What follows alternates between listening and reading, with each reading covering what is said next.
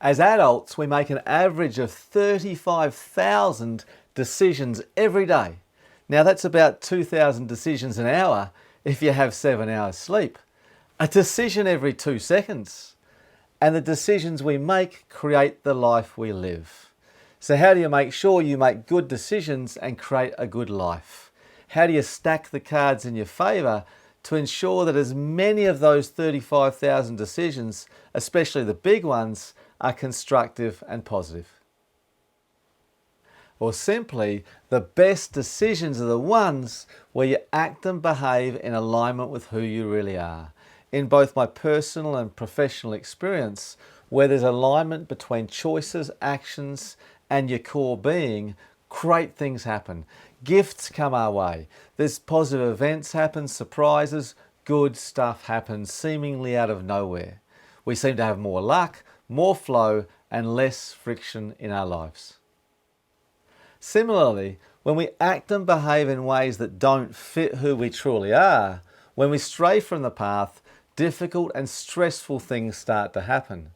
And if we continue to make unaligned choices, then we experience increasingly more friction and less flow. Now, initially, the sign that we've stepped off the path might be that things just aren't going our way. This is like a whisper. Oi, Simon, get back on the path. You're off the path. Now, if we don't listen at this stage, the difficulties increase. Now we're getting yelled at. Hey, Simon, you're going the wrong way. You're off the path. Get back on the path. Now, if we still don't listen, the yells turn into kicks and punches and we hurt. Life hurts. Eventually, if we keep going, we can get stopped. Significant health issues, accidents, big wake-up calls, a real shake. Simon, do you get the message now? Do you get it? Can you hear it? Now, I much prefer to learn my lessons at the whisper stage, and even better, I much prefer the gifts, the luck, and the good times that seem to accompany good aligned choices. But how do you know what specific behaviours are in line with who you are? And who are you really? Who are you underneath that monkey mind? In this video, I want to share an amazing 3-step exercise that helps answer all these questions. But first, I've created a free mini course on cognitive distortions, otherwise known as the mind monkeys, the monkey mind. This will raise your awareness to who you're not, and it'll help you differentiate between what's the monkey talk and what's the real you. The link is in the description below. Watch it and learn more about the monkeys in your mind. Okay, this exercise is from Maria Nemeth. It'll help you uncover what she calls your standards of integrity, who you're at your real core. Now, this takes about 10 minutes to complete, and it works best if you complete it without knowing the steps that are to come. So please put the time aside and let's journey together. Okay, step 1. Name 5 people you admire for any reason. Who do you admire? Who inspires you? Slow down here, take your time. These people could be alive or dead. They could be people you know personally or not, people you've met, or maybe people you've only read about. They could even be fictional characters. Write them on a piece of paper and pause the video while you do this. Okay, now that you have your 5, work out specifically what it is that you admire about each person. Now, go through each person from the 1st down to the 5th. Do this separately. Write down the traits that you admire in that person. Are they funny? Are they generous?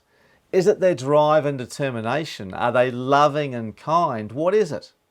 What are the attributes you admire? Now, there might be some overlap here, that's fine. If an attribute comes up 2 or 3 or more times, then add 2 or 3 or more ticks next to it just to identify this. It doesn't matter how many traits you come up with and how many ticks you get. What matters is you've created a list of traits that you admire in other people. And again, please pause the video as you complete this. Okay, now step 3. Have a look at the list. It should really speak to you. It should really speak to your heart. This is a list of the qualities that you admire the most. Now, journey with me here as I explain this next piece. This list actually represents who you are. It's a description of you. Now, I'm not saying that you'll be fully developed in these areas and living them to the full 100% of the time. No, I'm suggesting that this is who you are in your core and where your best potential lies. You'll always be able to know who you are by the qualities you admire in other people.